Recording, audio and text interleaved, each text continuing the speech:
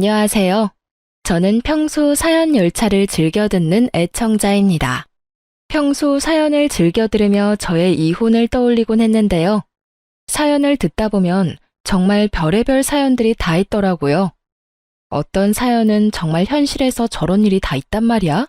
하며 놀라움을 금치 못하며 듣곤 했는데 생각해보니 제 사연도 참 별의별 사연이더라고요. 저의 이혼 사실을 아는 사람들이 간혹 이혼 사유를 물어오면 성격 차이라고 했었어요. 차마 입 밖으로 꺼내기도 싫을 뿐더러 믿지도 못할 것 같아서요. 그렇게 꼭꼭 숨겨뒀던 이혼 이야기를 오늘 풀어보려고 합니다. 저와 남편은 3년 동안 연애를 하고 자연스럽게 결혼까지 이어진 부부였어요. 남편에겐 형이 있었는데 시숙 역시 결혼을 한 상태였죠. 형님 되는 사람은 시숙과 10살이나 차이 나는 부부였어요. 그렇다 보니 형님은 저보다도 4살이나 어렸고 처음엔 그런 형님에게 형님 소리가 안 나와서 고생했던 기억이 있네요. 하지만 그것도 잠깐이었어요.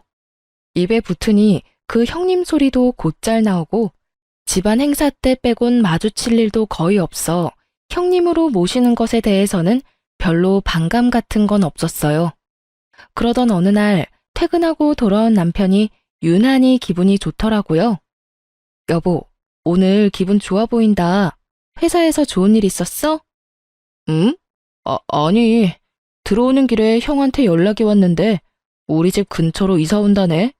걸어서 5분 거리 정도에 있는 땡땡 아파트 있잖아. 아, 거기? 그런데 갑자기 이사는 왜? 아, 내년에 기훈이 초등학교 들어가잖아. 학군 때문에 이사한다나 봐. 아, 그렇구나. 어찌됐든 당신은 좋겠네. 틈만 나면 조카 보고 싶다고 노래를 부르더니. 앞으론 지금보단 자주 볼 수 있겠다. 남편은 기뻐했고 전 대수롭지 않게 생각했어요. 형님네가 이사를 오든 말든 제가 관여할 바도 아니고 저에게 해가 될 것도 아니었으니까요. 그냥 그런가 보다 했어요. 하지만 정말 예상도 못했던 일이 생겨나더라고요. 저는 그 당시 임신 준비를 하기 위해 일을 쉬고 있었어요. 직업 특성상 외근도 많을 뿐더러 무거운 물건을 자주 들어야 하는 일이라 아무래도 임신 준비를 하며 일을 병행하기엔 힘들겠다는 생각이 들었기 때문이었어요. 그렇게 일을 쉬는 와중 형님의 취업 소식이 들려왔고 무리해서 이사를 했다는 걸 잘 알던 터라 잘 된 일이라고 생각했어요. 그런데 어느 날 갑자기 형님에게서 전화가 오는 것이 아니겠어요? 생전 따로 연락도 없었고 왕래도 없던 형님이 대뜸 전화가 오니 의아하긴 했지만 그렇다고 무시할 수도 없었기에 전화를 받게 되었어요. 그것이 충격적인 사건의 시작이라는 건 꿈에도 모르고 말이죠. 동서, 집이에요? 네, 형님. 집인데 왜 그러세요? 아, 그럼 나 부탁 하나만 들어주면 안 될까요? 부탁이요? 네. 사실은 우리 기훈이가 유치원에서 다쳤다고 연락이 왔는데 나도 그렇고 애 아빠도 그렇고 지금 도저히 나갈 수가 없는 상황이라서요. 정말 미안한데 동서가 좀 가주면 안 될까요? 선생님 말씀으로는 얼굴을 다쳤다는데 이야기만 들어서는 어떤지 알 수 없어서요. 아, 네, 알겠어요. 그럼 기훈이 유치원 어딘지 문자로 좀 남겨주세요. 지금 바로 준비해서 가볼게요. 그렇게 전화를 끊은 후 저는 서둘러 옷까지만 챙겨 입고 유치원으로 향했어요. 다른 것도 아닌 아이가 다쳤다고 하니 저도 걱정이 되더라고요. 유치원에 도착하니 조카의 이마에서 피가 살짝 나고 있더라고요. 이야기를 들어보니 친구가 던진 장난감에 이마가 찍혀버렸고 심한 상처는 아닌 듯하지만 피가 나니 일단 연락드린 거라고 하더라고요. 전 일단 알겠다고 말하고 조카를 데리고 병원으로 갔어요. 제가 보기에도 상처가 심하지 않았고 일단 내과를 데리고 가보고 안 되겠다 싶으면 성형외과든 피부과든 가보려고 했죠. 조카의 상처를 꼼꼼히 살펴봐 주신 의사 선생님은 심한 상처는 아니니 안심하라고 말하셨어요. 이 정도로는 굳이 성형외과는 가지 않아도 된다며 아이들의 재생력으로 충분히 나을 수 있는 정도라고 하더라고요. 그저 조카가 좀 놀란 것 같으니 저녁은 부드러운 음식으로 주는 것이 좋겠다고 하고요. 그렇게 병원 진료를 마치고 약국에 들러 유아용 상처 연고를 산 후 집으로 돌아갔어요. 선생님의 말씀대로 조카는 많이 놀랐는지 자꾸 안아달라고 성화였고 전 7살짜리 남자아이를 안아 재우기까지 했어요. 그렇게 겨우 조카를 재우고 저녁을 준비하고 있는데 뒤늦게 형님과 시숙이 아이를 데리러 왔더라고요. 오셨어요? 기훈이 아까부터 자고 있어요. 병원은 다녀왔는데 병원에서 심하지 않다고 연고만 잘 발라주라고 하더라고요. 연고는 여기 있어요. 일반 내과만 갔다가 온 거예요? 성형외과는요? 아무리 심하지 않다고 해도 얼굴인데 성형외과를 갔어야죠. 왜 성형외과는 다녀오지 않았냐며 다짜고짜 따지는 형님을 보는데 참 어이가 없더라고요. 아니, 이럴 땐 고맙다, 미안하다, 오늘 고생이 많았다가 먼저 아닌가요? 제 심정 같았으면 당장이라도 쏘아붙이고 싶은 걸 겨우 참고서 상황을 전해주었죠. 그게 의사 선생님이 상처가 심하지 않다고 굳이 성형외과나 피부과는 가지 않아도 된다고 하더라고요. 애들 재생력이 생각보다 좋아서 이 정도 상처는 충분히 자연 치유가 가능하다고요. 그래서 그냥 집으로 왔어요. 기훈이도 워낙 칭얼거리기도 하고 집에 와서도 많이 놀랐는지 계속 안아달라고 해서 안아재우기도 했고요. 이 정도 설명이면 알아들었겠지 했는데 형님은 제 말을 전혀 알아듣지 못한 눈치더라고요. 아니, 아예 들을 생각이 없는 사람처럼 보이더군요. 제 말이 끝나자마자 개거품을 물고 따지기 시작했으니까요. 아, 몰라요, 몰라. 아무리 그래도 이마가 찍혀서 피까지 났는데 일반 내과가 뭐예요, 일반 내과가. 내가 전화로 그렇게까지 부탁했는데 정말 너무한 거 아니에요? 그래요, 재수씨. 이번 일은 저도 재수씨한테 좀 섭섭하네요. 형님에 이어 시숙까지 저에게 따지고 드는데 정말 억울해서 돌아버리겠더라고요. 이러려고 시간 내서 부탁을 들어준 것이 아닌데 짜증도 나고요. 그래서 전 더는 참지 않기로 했고 한마디 쏘아 붙여주었죠. 아니 기껏 부탁해서 도와줬더니 고맙다는 말은커녕 이런 식으로 사람 몰아붙이는 거 아니죠. 더는 할 말도 없고 듣고 싶은 말도 없어서 그러는데 이제 돌아가 주실래요? 뭐요? 동서 진짜 너무하네. 지금 사과받아야 할 사람이 누군데? 자기 자식 아니라고 대충 병원이나 데리고 가놓고 내 입에서 고맙다는 말을 기대하는 거예요? 정말 해도 해도 너무하네. 혹시라도 우리 아들 이마에 흉이라도 지는 날엔 동서가 다 책임져야 할 거예요. 알겠어요? 그렇게 흉터가 걱정이면 이러고 있을 시간에 성형외과에 데리고 가면 되지. 왜 엄한 사람한테 책임 전가를 해요? 지금이라도 데리고 가요. 야간 진료하는 데 많다고요. 저의 고함에 두 사람은 조카를 데리고 돌아가 버렸고 남편은 끝까지 아무 말도 없더군요. 정말 너무나도 어이가 없었어요. 시숙은 형님 편을 든다고 바쁜데 남편은 강 건너 불구경하듯 지켜만 보고 있었으니까요. 당신은 왜 아무 말도 안 해? 이럴 땐 내 편을 들어줘야지. 내가 굳이 편 들고 말고 할 게 없던데. 뭐? 혼자서 충분히 잘 싸우는데 내가 왜 나서. 괜히 나까지 나서면 큰 싸움 나지. 이 어이없는 남편의 말을 듣고 있는데 남편과 입씨름할 전이마저 상실되는 기분이더라고요. 길게 말해봤자 제 입만 아플 것 같아 다음부턴 이런 일이 있다면 가만히 있지만 말고 나서달라는 당부와 함께 일단락시켰어요. 그런 일이 있고 난 후 염치라는 게 있는 사람이라면 다시 도움을 청하는 일이 없어야 할 텐데 형님은 염치도 양심도 없는지 줄기차게 연락이 오더라고요. 동서, 오늘 우리 기훈이 좀 데리고 와주면 안 될까요? 동서, 정말 급해서 그러는데 우리 기훈이 좀 잠시 봐주면 안 될까? 등등. 그야말로 기가 막히는 부탁에 저는 칼같이 안 된다고 했습니다. 조카 잠시 봐주는 거? 유치원에 데리러 가는 거? 힘든 일 아니에요. 버겁다고 하더라도 피치 못할 사정이 있으면 가족끼리 충분히 해줄 수 있는 일이라고 생각해요. 하지만 지난번 사건 이후 여전히 고맙다는 말만 아니라 미안하다는 말도 없었고 저도 기분이 많이 상해 있는 상태였죠. 거기에다 배려를 고마워할 줄 모르는 인간에게 더 베풀고 싶지도 않았고요. 계속되는 거부에 한동안 형님은 연락이 없었고, 더는 그런 부탁을 하는 일은 없을 거라고 생각했는데 더 어이없는 상황이 저를 기다리고 있더군요. 그날은 유난히 남편에게 연락이 많이 온 날이었어요. 할 말이 딱히 있어 보이지는 않는데 집이냐고 계속 묻더라고요. 여보, 집이야? 아직 집이지? 집이지. 아까부터 왜 계속 집이냐고 물어? 아니, 그냥 오늘 약속 없지? 없다니까. 도대체 몇 번을 물어? 왜? 무슨 일 있어? 집에 택배 올 거 있어? 아니, 그런 건 아닌데 오늘은 집에 꼭 있어줘. 이런 식으로요.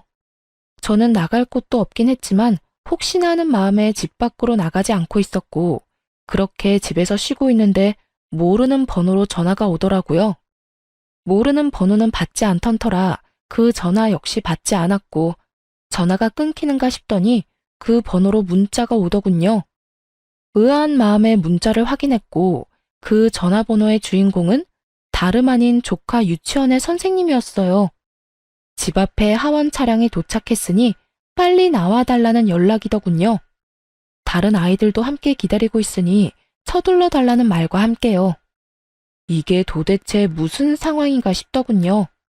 문자를 잘못 보냈다고 생각하기엔 조카의 이름이 맞았고, 도착했다며 함께 보내온 사진이 저희 집 앞이 확실했기에 불이 나게 집 앞으로 나갔어요. 그곳엔 유치원 버스 앞에 서 있는 조카가 있었고, 일단 조카를 맞이하긴 했지만 그 모든 상황이 참 당황스럽더라고요. 상황 파악이 되지 않은 저는 이게 어떻게 된 일인지 선생님께 물었어요. 저기 선생님, 기훈이가 왜 여기서 내리는 걸까요? 어, 전달 못 받으셨어요?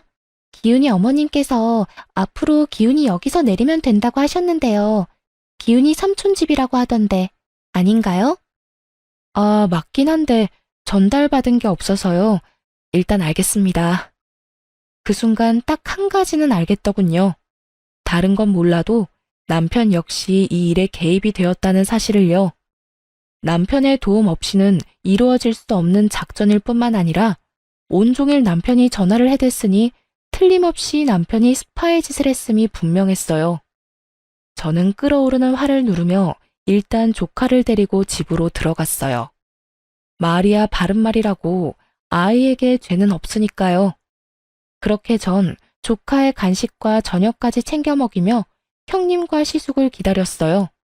하지만 9시가 넘는 시간까지 두 사람은 연락 한 통 없이 오지 않더라고요. 물론 제 전화를 받지도 않고요.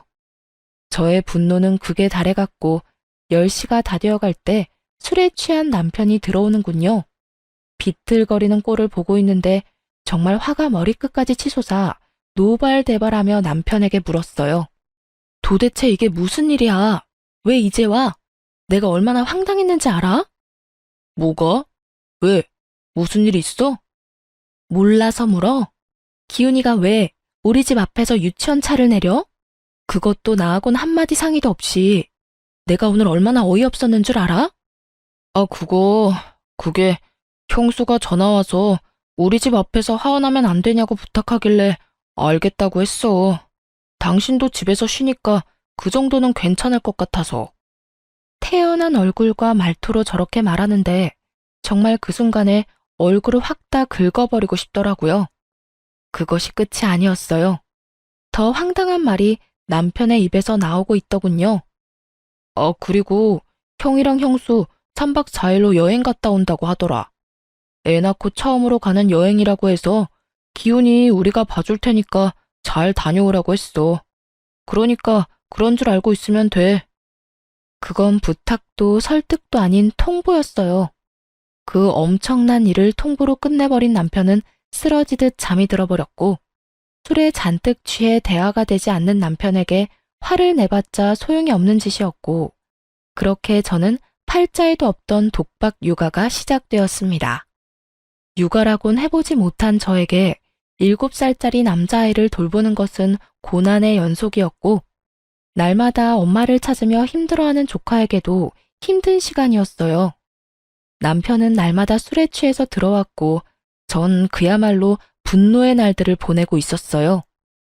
상황이 그렇게 되자 몸은 일할 때보다 힘들었고 스트레스 또한 그 어느 때보다 심하게 받고 있었죠. 그렇게 아이도 어른도 힘든 4일이 지나고 기다리고 기다리던 형님과 시숙이 집으로 왔더라고요. 그래도 이번에는 고맙다는 말 정도는 하겠지 했는데 기대했던 제가 바보였습니다. 조카를 낚아채듯 데리고 가던 형님은 이렇게 말하더군요. 아, 진짜. 기운이 살 빠진 것 같아. 얼마나 눈치 주고 못 먹였으면 4일밖에 안 지났는데 애가 살이 다 빠졌대?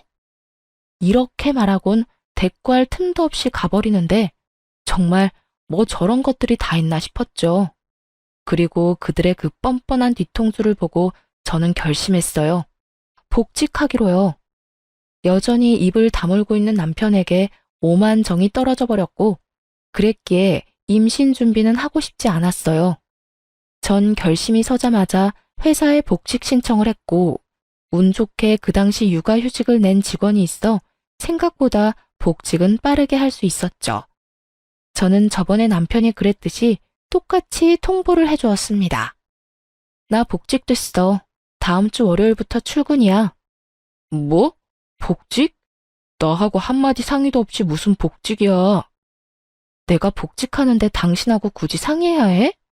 하여튼 난 다음 주 월요일부터 출근이니까 그런 줄 알고 기훈이 케어는 알아서 하라고 전해줘. 정 안 되면 당신이 직접 휴가 내고 돌보든지. 그렇게 전 육아에서 해방됐고 회사 생활을 하며 바쁘게 지냈어요. 조카 문제가 사라지니 남편과 저 사이에 기분 상하는 일도 없었고 점점 관계도 회복되고 있었어요. 일은 힘들어도 정신적인 스트레스가 없으니 집에서 쉴 때보다 몸도 마음도 더 건강해지는 기분이 들며 평화가 다시 찾아왔구나 싶더라고요. 그런데 복직한 지 한 달도 채 되지 않은 어느 날, 집으로 시댁 식구들이 몰려왔더군요.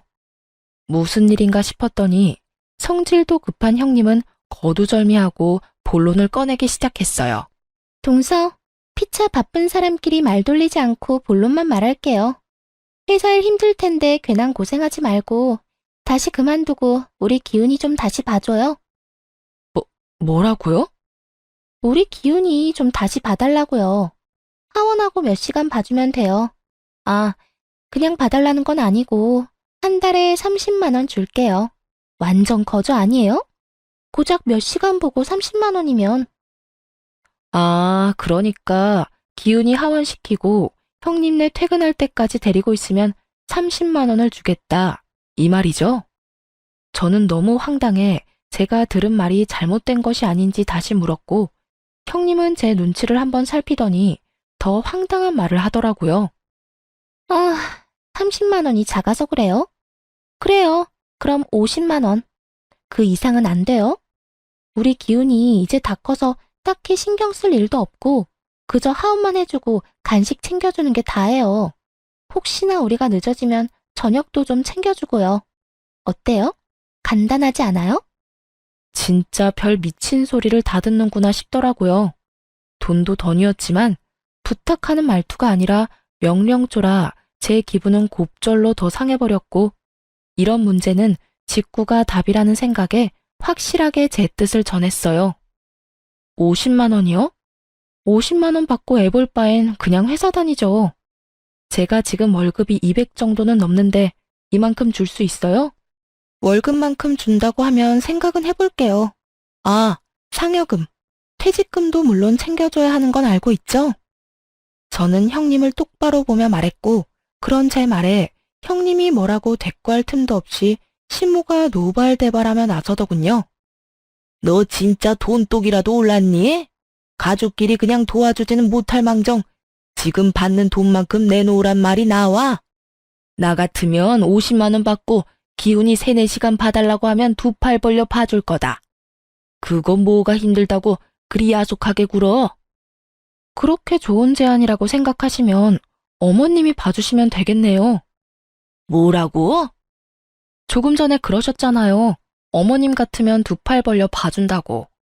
그러니까 저한테 이러지 말고 어머님이 형님네 가서 기훈이 봐주면 되겠네요. 두 팔까지 벌려 환영한다던 시모는 제 말에 혹여나 자신에게 불똥이라도 튈까 겁이 났는지 딴청을 피우기 시작했고, 상황이 마음대로 흘러가지 않자 초조해진 형님은 어린아이처럼 떼를 쓰기 시작하더군요. 아, 그러지 말고 좀 봐줘요. 50만 원 준다니까요. 그리고 솔직히 말해서 회사에 다니는 것보다 애 잠시 맡아주는 게 더 편하잖아요. 이보다 더 쉽게 돈 벌 수 있는 방법이 어디 있다고 그래요? 그렇게 쉬우면 형님이 회사 그만두고 애나 봐요. 자기 자식 자기가 알아서 해야지. 왜 애 먼 사람 잡고 떼를 써요? 이렇게 말한 저는 이 상황을 끝내기 위해 남편에게 눈치를 줬고, 저의 눈빛을 읽은 남편이 그제야 급하게 중재를 나서기 시작했어요. 그만들 좀 해요. 이러다 진짜 큰 싸움 나겠어. 형수도 상황이 곤란한 건 알겠는데 아무래도 이번 부탁은 들어주기 힘들 것 같아요. 이 사람 복직한 지도 얼마 안 됐고 무엇보다 이 사람이 이렇게나 싫어하잖아요. 그러니까 다른 방법을 찾아보기로 하고 오늘은 이만 다들 돌아가 주세요. 다음에 다시 이야기하는 게 좋을 것 같네요. 남편은 꽤 단호하게 말하며 시댁 식구들을 내쫓다시피 하며 보내버렸고, 이젠 더는 분란이 일어나는 일은 없겠지 했습니다. 이렇게까지 했는데 더는 조카 이야기를 저에게 꺼낼 리가 없을 테고, 조카 일만 아니라면 형님네와 부딪히는 일은 없을 거라 생각했으니까요. 하지만 그건 저의 크나큰 착각이었고, 조카 일보다 더 경악스러운 일이 저에게 일어나고야 말았어요. 그날은 다름 아닌 친정엄마의 생신이었고, 늘 그랬듯이 남편과 함께 엄마를 만나기 위해 집을 나서려는 순간이었어요. 그런데 남편에게 전화가 한 통 오더라고요. 왜? 무슨 일 있어? 그게 회사에 급한 일이 생겨서 지금 가봐야 할 것 같아. 어떡하지? 어떡하긴 하는 수 없지. 얼른 가봐. 미안해. 장모님께도 죄송하다고 전해주고. 그렇게 남편은 떠나버리고 섭섭한 마음이 들긴 했지만 남편의 얼굴이 심상치 않기도 했고, 무엇보다 회사 일이 그렇다는데 제가 뭐라고 하겠어요? 가라고 하는 수밖에요. 사정을 전해들은 엄마는 괜찮다며 별 수 없다고는 하셨지만 내심 섭섭해 보여 제 마음이 좋지 않더라고요. 아빠는 돌아가셨고 저는 외동이었던 터라 남편이 있고 없고의 차이가 컸거든요. 그렇게 식사가 끝나고 엄마가 소화되지 않는다며 걷고 싶다고 했고, 전 남편과 함께 갔던 유명한 산책공원이 떠올라 그곳으로 엄마를 모시고 갔어요. 산책로도 잘 돼 있고 풍경도 좋아서 모시고 간 것이었죠. 한참 그렇게 걷고 있는데 어디선가 익숙한 목소리가 들려왔고 뒤를 돌아보니 그곳엔 남편과 형님, 조카가 웃으며 함께 있더군요. 모르는 사람이 본다면 행복한 가족의 모습 그 자체였어요. 제가 발견한 남편을 엄마가 발견하지 못했을 리 없었고, 엄마는 제 눈치를 살피더니 이야기를 나눠보라고 하며 먼저 집으로 가겠다고 하더군요. 그렇게 엄마가 먼저 떠나고 그런 엄마의 모습에서 더 큰 분노를 느낀 전 남편에게 다가갔어요. 당신 여기서 뭐해? 이게 급한 일이야? 여기가 회사냐고. 저는 분노로 목소리마저 떨려왔고 그런 저를 발견한 남편의 얼굴이 사색이 되어버리더군요. 그리고 그 입에서 나온 말들은 정말이지 가관이었어요. 아니 그게 사실은 오늘 기훈이가 산책이 꼭 가고 싶다고 나가서 좀 놀고 싶다고 했다는데 형은 어제 늦게까지 회식해서 아직 자고 있다고 해서 형수가 혼자 기훈이를 어떻게 감당해. 그래도 남자 한 명이 있어야 사내 녀석을 감당하지. 그래서 당신한텐 미안하지만 기훈이랑 시간 보내게 됐어. 미안해 정말. 전 정말 어이가 없더라고요. 애아빠가 없는 것도 아니고 술에 취해 자든 피곤해서 자든 애아빠는 집에 버젓이 있는데 왜 남편이 나서서 이러는 건지도 이해가 되지 않았고, 엄마 생신이란 걸 뻔히 알면서도 남편에게 이런 부탁이나 하는 형님 역시 이해가 되지 않더군요. 그게 말이나 되는 소리야?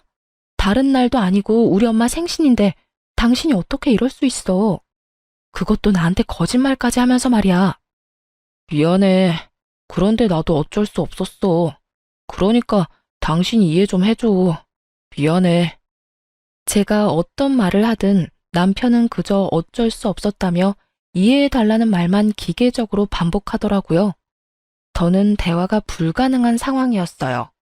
주변 시선들도 있고 남편은 계속 같은 말만 반복하는데 제가 거기에서 무슨 말을 더 하겠어요? 일단 집에 가서 이야기해. 바로 따라와. 알겠어? 나 형수랑 기훈이 좀 데려다 주고 바로 집으로 갈게. 마지막까지 정말 기가 막히더군요.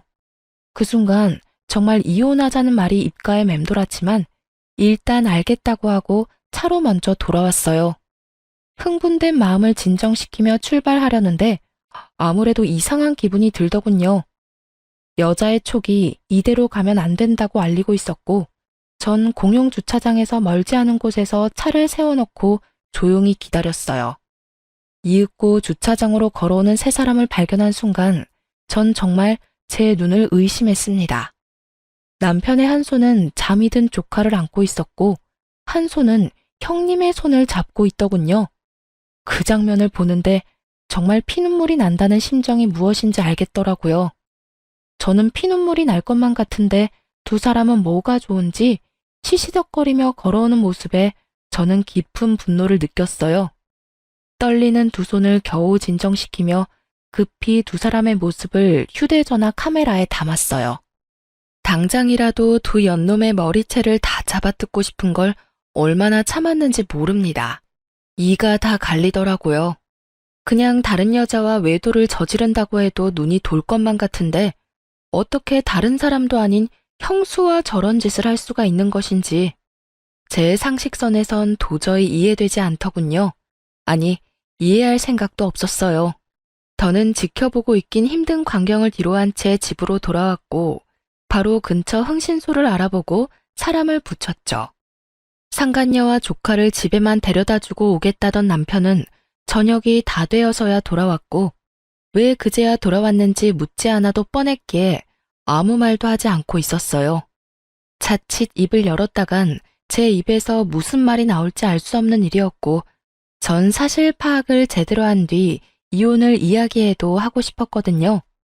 그렇게 제가 아무 말도 하지 않고 있자 남편 스스로 제 눈치를 살피며 변명을 해대기 시작하더군요. 여보, 미안해. 형수랑 기훈이 데려다주고 바로 오려고 했는데 기훈이가 배가 너무 고프다고 해서 밥만 좀 사주고 오느라 늦었어. 미안해. 화 많이 났어? 괜찮아. 오는 길에 화도 좀 가라앉았고 피곤할 텐데 얼른 씻고 쉬어. 정말이었어요. 볼 꼴 못 볼 꼴 다 보고 이혼까지 할 마당에 남편이 늦든 외박하든 그게 뭐가 대수겠어요? 그날 이후 전 남편과 말을 섞지 않았고 오직 흥신소의 연락을 기다리며 이혼을 준비했습니다. 처음엔 두 사람의 사진을 시숙에게 보여주며 모든 사실을 미리 알릴까 싶기도 했지만 혹시 모르는 상황에 시숙에게도 일단 알리지 않았어요. 저는 일단 남편 몰래 집을 부동산에 내놓고 짐도 조금씩 친정에 가져다 두었죠. 그리고는 증거는 사진 한 장이 다였지만 변호사를 만나 상담을 진행하며 이혼을 준비했고 그렇게 바쁜 시간을 보내고 있으니 흥신소에서 연락이 왔더군요. 두 사람은 1년 전쯤부터 만나왔고 그 시기는 저희 집 근처로 이사 오기 전이더군요. 평소 대부분 칼퇴근을 하던 남편이었던지라 도대체 언제 만나나 싶었더니 주로 점심시간에 만나 시간을 보내고 있었더군요. 그 짧은 시간에 할 건 다 하고 다니는 꼴을 보니 참 대단하다 싶었어요.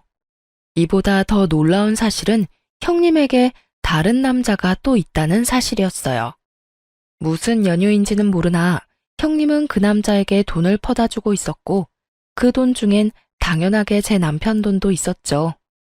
남편은 상간녀에게 돈을 주고 상간녀는 그 남자에게 돈을 주고 그야말로 완벽한 먹이사슬의 모습 아닌가요?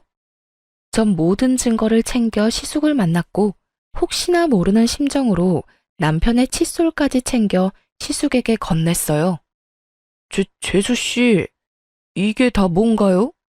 어떻게 말씀드려야 하나 고민 많이 했는데요. 아무래도 이런 문제는 빙빙 돌리는 것보다 직구가 답인 것 같아 그냥 말씀드릴게요. 형님이랑 제 남편 두 사람 만나고 있어요. 가족끼리 서로 돕자고 만나는 게 아니라 외도를 저지르고 있다고요. 그게 사실인가요? 네, 우연히 두 사람이 있는 걸 봤고 사람까지 붙여 알아봤어요. 증거들은 방금 드린 봉투 안에 다 들어있고요. 시기적으로 봤을 때 가능성은 희박하긴 하지만 만에 하나라도 모르는 일이니 남편 칫솔도 챙겨왔어요. 이거 가지고 유전자 검사해보세요. 아주버님도 해보시고요. 아무래도 기운이 아주버님 아들 아닌 것 같거든요. 시숙은 처음에 충격에 빠진 듯 하더니 이내 저에게 조금만 기다려달라고 하더라고요. 유전자 검사 결과가 나오면 그때 한 번에 다 터트리자고 했고 저 역시 그 의견에 동의했어요. 그렇게 시숙과 전 유전자 검사 결과를 기다렸죠. 그 결과는 정말 참담했어요. 유전자 검사 결과 시숙도 남편도 조카의 친부가 아니었습니다.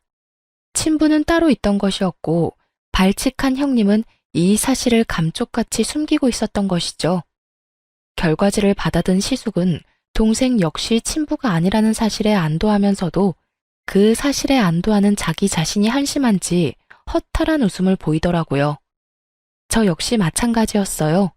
그래도 한때나마 사랑했던 인간이 그 정도 쓰레기는 아니라는 사실이 안심되었고 그 안심하는 저 자신이 죽도록 한심하더군요. 그러면서 한편으로 형님이 참 대단하다는 생각이 들더군요.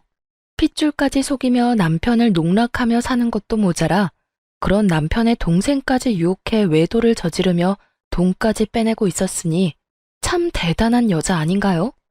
그렇게 한참 저희는 말이 없었고 이내 시숙은 굳은 표정으로 모든 식구를 시댁으로 불러 모아 남편과 형님의 관계를 밝혔습니다.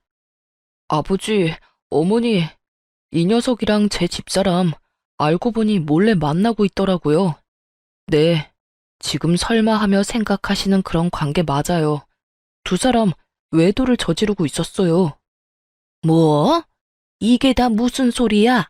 너 지금 꿈꾸니? 악몽 꿨어? 꿈이 아니라 현실이에요, 어머니. 갑자기 애 핑계 대면서 이사를 하자고 그렇게 조르더니 다 이유가 있었더라고요. 알아보니 두 사람 그쯤부터 만나기 시작했고 갈 때까지 간 관계였어요. 그게 사실이야? 그 말이 모두 사실인 거야? 시무는 남편과 상간녀를 향해 물었고 두 사람은 고개를 숙인 채 아무 말도 못하더군요. 그런 상황을 지켜보던 전 증거를 시모에게 주며 말했어요.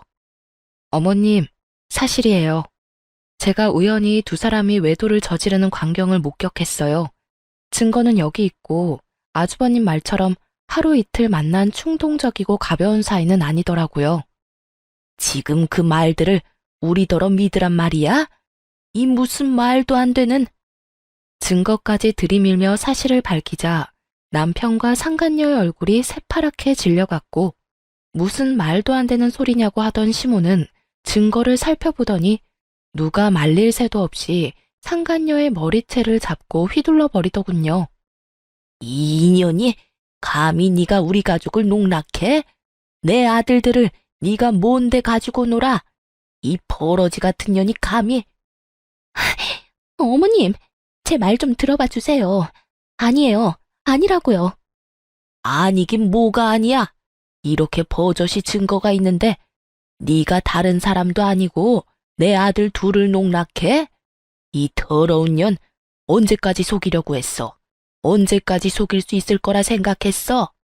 다 오해예요. 다 오해라고요. 뭐? 오해? 넌 눈이 없어? 이렇게나 증거가 명백한데 오해? 내 인연 오늘이 네 제삿날이다. 형님은 소리를 지르며 시모에게 당하고 있었고 그런 모습을 지켜보던 남편이 시모를 저지하고 나서더니 그래도 자기 내연녀라고 온몸으로 보호하고 나서더군요. 어머니, 이 사람한테 그러지 마세요. 제가 먼저 좋아했어요. 제가 먼저 만나고 싶다고 했다고요. 어쩌면 그 입에서 나오는 한마디 한마디가 그리도 주옥 같은지 그 눈물겨운 사랑을 응원해주고 싶은 심정이더군요. 그런 남편을 바라보는 저와 시숙은 그저 어이가 없었고 그 뒤로 흘러나오는 남편의 말은 더욱 주옥 같았습니다. 난 가족들하고 연을 끊는 한이 있어도 이 사람이랑 같이 살 거야. 나 이 사람 많이 사랑해. 이 사람 없으면 나 못 산다고. 그러니까 집에서 내쫓든 말든 알아서 하세요. 난 무슨 일이 있어도 이 사람이랑 같이 살 거야. 미친 소리를 하는 남편의 뺨을 시숙이 보란 듯이 날려버렸어요. 네가 어떻게 나한테 이럴 수가 있어? 잘못했다고 싹싹 빌지는 못할 망정. 뭐? 사랑? 같이 살고 싶어? 네가 어떻게 나한테 이럴 수가 있어? 가족보다 여자다. 이거야 지금? 형, 미안해. 그런데 나 진짜 저 사람 사랑해. 나도 이러면 안 되는 걸 잘 알면서도 어쩔 수가 없었어. 미안, 형. 기훈이는 내가 잘 키울게. 미안해, 정말. 파렴치한 남편의 언행에 시모는 바닥을 내리치며 대성통곡을 하기 시작했고, 시부는 말없이 남편과 상간녀를 노려봤어요. 시숙과 저 역시 말이 없었고, 그 무거운 정막을 깬 건 다름 아닌 형님이었어요. 자신이 계획한 미래에 남편은 없었던 건지 자신의 앞을 막은 남편을 밀치곤 이렇게 말하더군요. 그게 도대체 무슨 말이야? 누가 너랑 산대? 우린 그냥 만난 것뿐이야. 난 너랑 살 생각 전혀 없다고. 뭐? 자기야, 지금 그게 무슨 말이야. 나 사랑한다고 했잖아. 언젠가는 나랑 살 거라며. 그 말들 다 거짓말이었어? 내가 언제 그런 말을 했어? 난 그런 말 한 적 없어. 당신 지금 가족들 시선 때문에 그래? 그런 거라면 걱정하지 마. 내가 다 알아서 할 테니까. 그러니까 이제 우리 행복하게 잘 살자. 응? 난 너랑 살 생각 없다니까. 이거 왜 이래? 이거 나. 남편은 끝까지 형님의 손을 붙잡고 매달렸지만 그런 남편의 손을 뿌리친 형님이 시숙의 앞에 무릎을 꿇고 앉아 빌기 시작하더라고요. 사랑과 전쟁 같은 막장 드라마가 다른 곳도 아닌 제 눈앞에서 펼쳐지고 있더군요.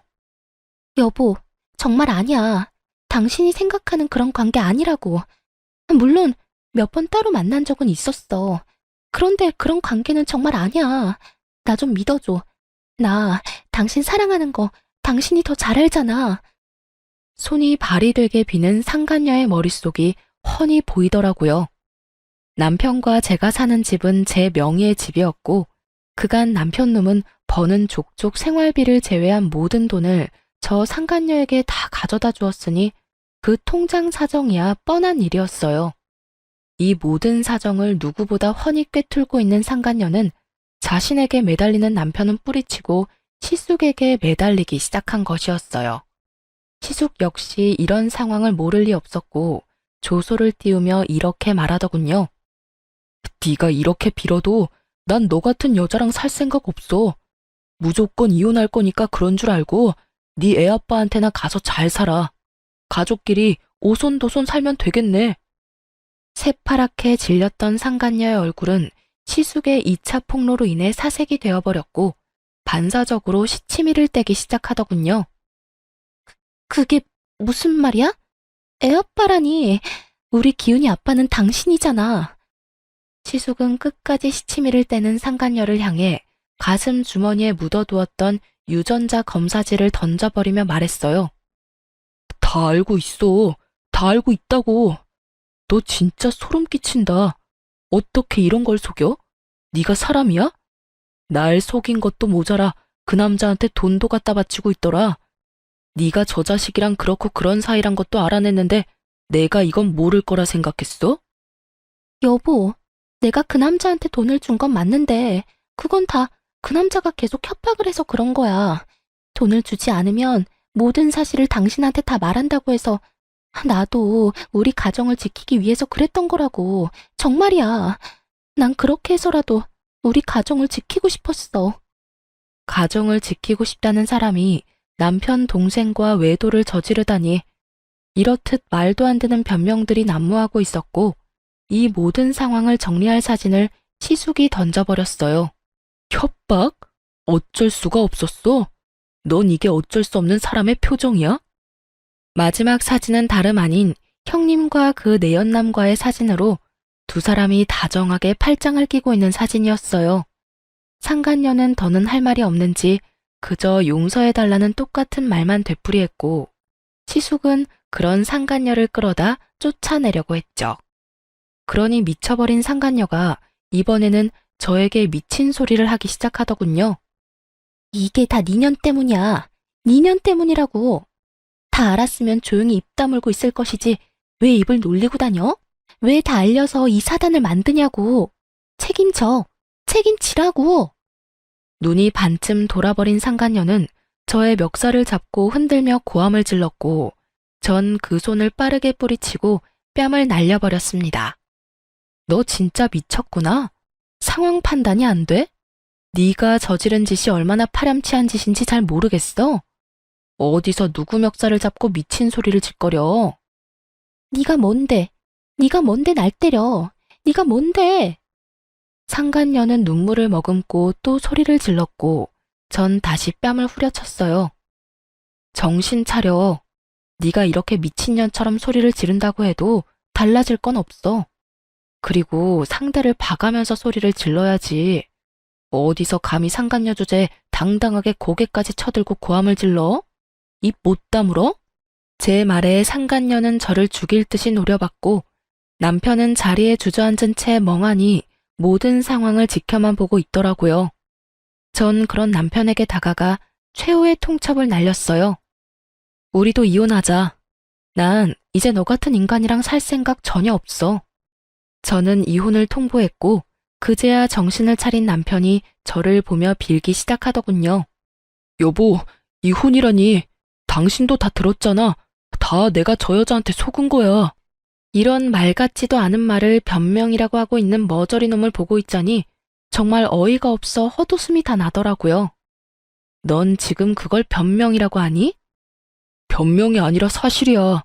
이제 모든 사실도 알았고 정신 차릴게. 앞으로 정신 차리고 가정에만 충실할 거야. 내가 진짜 어이가 없어서 웃음이 다 나네. 야, 네가 앞으로 정신 차리고 가정에 충실히 한다고 하면 내가 널 받아줘야 해? 아, 이제 내 남편이 정신 차린다고 하니까 한 번 더 믿어주자. 이럴 줄 알았냐고. 넌 내가 우스워? 네가 그냥 아무 상관없는 여자 만났다고 해도 네 사실을 찢어버리고 싶은 심정인데 다른 사람도 아닌 형수랑 그딴 짓을 하고 다녔다고? 나 이제 너 보면 헛구역질이 나려고 그래. 너랑 이렇게 같은 공간에서 있다는 것만으로도 온몸에 소름이 끼친다고. 알아? 절규에 가까운 고함과 함께 눈물이 터져 나오더라고요. 그간 잘 참아왔던 눈물이 왜 하필 그때 터져버린 것인지 아직도 모르겠어요. 아마 그간 남편과 했던 세월이 떠오르며 이렇게까지 최악의 상황을 만든 남편도 아무것도 몰랐던 저도 원망스러웠던 것 같아요. 제가 어깨를 들썩이며 울자 남편이 다시 용서를 구하기 시작하더군요. 여보, 내가 진짜 잘못했어. 내가 앞으로 정말 잘할 테니까 한 번만 용서해줘. 이번만 눈 딱 감고 넘어가주면 내가 평생 갚으면서 살게. 내가 정말 당신만 사랑하면서 살게. 일을 이따위로 만들어 놓고 용서해달라고? 내가 머리에 총 맞았어? 내가 그렇게 만만해? 당신 같으면 용서가 될 것 같아? 미안해. 정말 미안해. 그런데 나 진짜 반성하고 있어. 이것만큼은 진심이야, 여보. 더는 들을 말도 하고 싶었던 말도 없었던 저는 최후의 통첩을 날렸죠. 다 필요 없고 짐이나 빼. 이혼하는 마당에 같이 살 필요는 없잖아? 혹시나 짐 핑계 대면서 집 들락날락할 생각은 하지도 마. 집 곧 나갈 예정이거든. 그러니까 당장 짐부터 빼. 이렇게 말한 저는 시댁에서 나와버렸고 소송을 진행했어요. 그렇게 이혼만은 안 된다던 남편은 상간녀와 합심해 어떻게 해서든 위자료를 덜 주기 위해 부단히도 애썼지만 소용없는 짓이었죠. 입이 떡 벌어질 만한 사건이었으니까요. 시간이 오래 걸리긴 했지만 어찌되었든 전 이혼을 했고 위자료 역시 만족할 만큼 받을 수 있었습니다. 이혼하고 난 후 이런저런 일로 바쁘게 사는 와중에 두 사람의 소식이 들려오더군요. 상간녀에게 속았다던 전 남편은 시댁에서 쫓겨나자마자 시숙에게 이혼당한 상간녀와 살림을 차렸다고 하더군요. 이혼 소송 당시 둘이 붙어있던 꼴을 봤던 터라 놀랍지도 않더군요. 똑같은 것들끼리 잘 먹고 잘 살아라 싶었는데 그것도 잠시더라고요. 뒤이어서 들리는 소식엔 상간녀가 도망을 갔다고 하더군요. 함께 살면서 전 남편을 꼬드겨 빚까지 내게 만들었고 그 돈을 홀라당 다 들고 도망을 가버렸다네요. 전 남편은 당연한 수순으로 빚쟁이가 되어버렸고요. 도망간 여자를 경찰에 신고까지 한 전 남편은 깊은 상심에 빠졌는지 회사도 가지 않고 폐인이 되었다고 하더군요. 한 명은 빚쟁이 폐인, 한 명은 애까지 데리고 도망치는 신세. 참 어울리는 결말이라고 생각했네요. 그렇게 전 그 소식을 마지막으로 그 경악스럽던 일들에서 벗어날 수 있었습니다. 다행스럽게 전 남편은 마지막 염치라는 것은 있는지 저를 찾아오거나 하는 일은 없었어요. 그 후 전 회사에 다니며 그저 평범하게 지내고 있어요. 평일엔 일하고 주말엔 취미 생활을 하면서요. 워낙 이혼 사유가 충격적이라 앞으로 결혼 생각은 없네요.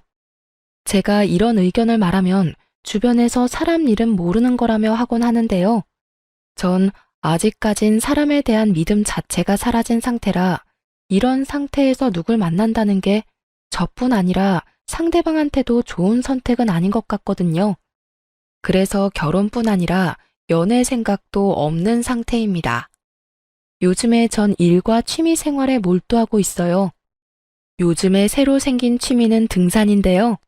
혼자 산을 타도 이상하지 않기도 하고 정상까지 다다르고 나면 그 성취감이라는 게 정말 말도 못하게 높더라고요. 그래서 요즘엔 쉬는 날이면 산을 타며 좋은 공기 마시고 오네요. 이렇게 보니 저한테 참 많은 일이 있었네요.